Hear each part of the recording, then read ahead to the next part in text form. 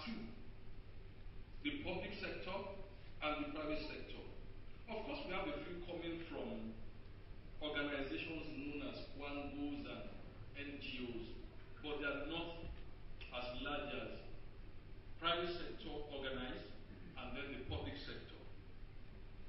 Okay.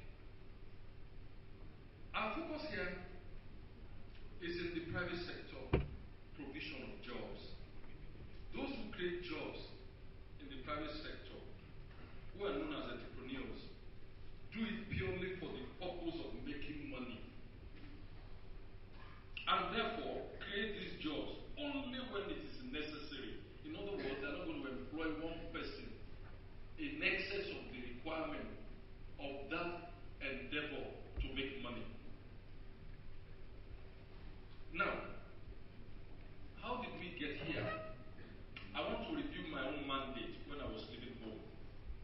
My parents said to me, or when I was young, go to school, study hard, get good grades, get a great job, enjoy your life. I went to school, I studied hard, my grades were reasonable. But by the time I needed to get those jobs, they were just falling onto my garden. I had four letters of employment from which to choose one. That was at my time. And I got the jobs, and the process of enjoying life, as they defined it, had begun. This was magic, as I followed every step and got the result they had anticipated. I therefore had no problem but to give the same charter to my children. And most of us still do, except that of the 5 items of the charter, only 4 are within your control. Go to school. You can go to school, yes. Study hard, easy. Get good grades, yes. When it gets to get a great job, there's a problem.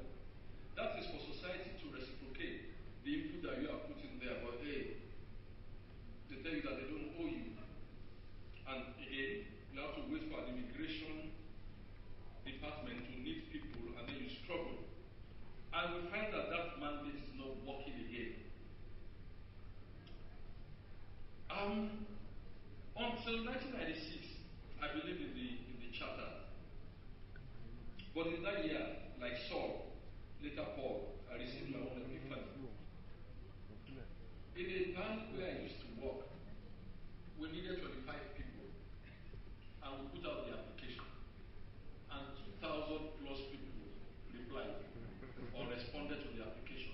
So we started putting one hurdle after another, because we wanted to be transparent.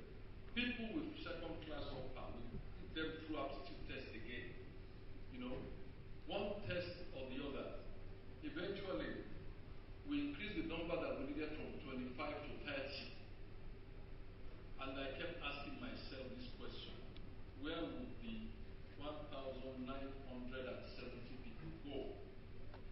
Now, I'm not saying they were all great. Minimum 400 of them qualified for the job that we needed 25. And that was when I revisited the charter. These were people who have fulfilled the charter that was given to them by their parents. So one after the other, I began to review. I couldn't take off, go to school. I couldn't tamper with study hard. There's no point going to school if you're not going to study hard. I couldn't tamper with get good grades. But when I got to get a great job, I looked and I said to myself, okay, get is not working anymore. Or get is not working for all of us. I then found the word that I was looking for: create a great job. And that is the basis of entrepreneurship that we are talking about. I then put it upon myself that I will create a body that will be teaching people how to create a great job. And I want to leave it on that note by recommending to anybody who can to support and assist people to create jobs. And what does that do? The individual is able to take care of himself or herself and remove himself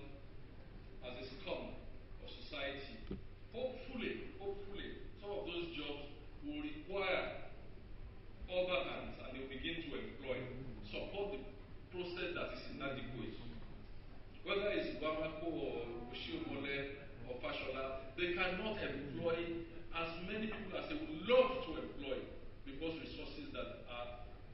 And then when you even employ too many people for the same task, the task doesn't get done. So, when you support people who are going to entrepreneuring, you begin to assist that process. They cannot employ the quantum that the government will employ, but by taking 1 or 2 or 3 or 4, and you know what? It is those 1 or 2 or 3 that will become the Bill Gates or the Dangotes of the future. Believe me, they didn't start building their own building from the 100th floor. No, they started from the foundation. Except that you didn't know what was taking place under the ground. But when you read the case study of a Bill Gates, it says to you that he started in the garage, right? Trying to raise 10,000. That man has ended up being the richest man in the world for 19 consecutive years and has had the opportunity of employing people in their thousands. We need to create sources of employment, as many as possible. I just want to leave you there and not go into the details of how we create them. The second thing I want to leave you with, particularly that the governors are here, it is my view that on my right hand is the future of the world, if it's not already here. It's called the smartphone. Alright? And they're all getting smart. Even the old Nokia, they are putting some things in them. This phone is a multi-purpose device. Alright? Hardly will you find a 35-year-old today that wears a watch. This is what tells them their time. This is their dictionary. This is their radio. This is their television. Right? This is their recorder. This is their Wikipedia. Right? And because Google knows everything, this is their Google. Anything you want to do.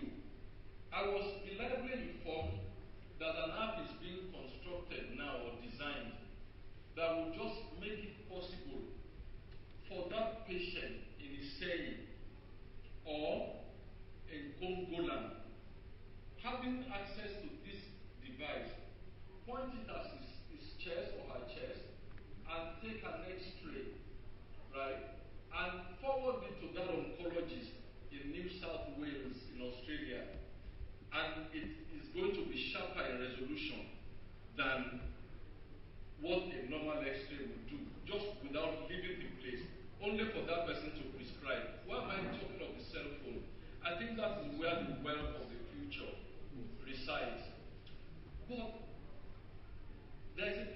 classrooms are free now, whether it's MIT or Oxford or Harvard or Stanford, anywhere. You can go online and enter Physics 101 and start learning physics. But you know what? This thing works better when the road is free to receive the data. And that's what they call broadband. Right? If our governors can just invest in making it available and affordable, let their, what do they say? The lion was hungry, and the only prayer he made to God was this: just let me sight any animal, right? All I beg of you is to let me sight any animal. You can withdraw and leave the rest to me. If we're able to get this available and accessible, our own youth, our own citizens will partake massively in manners that you cannot even imagine at the moment in the wealth that locates here, just as an idea of what we can do to make things happen. Ideas of yesterday in terms of building things, this is where wealth is now. And the richest people in the world, you know, somebody decided that I want to show the faces of my friends in a book. That's how it started. Today we call it Facebook, right? And everybody appears on that. And by the time they did the valuation of Facebook, we know how much it was. He sold a bit of what belonged to him recently, and he collected $3.4 billion. You know what? Facebook is here.